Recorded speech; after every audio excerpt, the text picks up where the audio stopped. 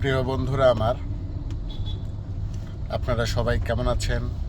আশা করি আল্লাহর রহমতে আপনারা সবাই ভালোই আছেন।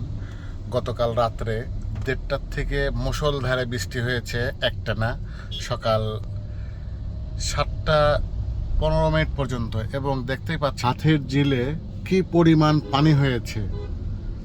প্রচুর পানি হয়েছে হাতের ঝিলে বৃষ্টি হওয়াতে, এবং কিছু কিছু জায়গাতে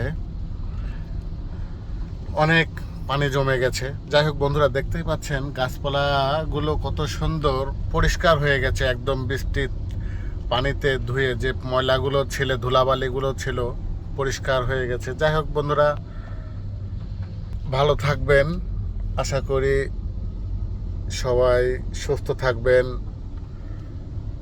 সবার জন্য দোয়া এবং শুভকামনা রইল।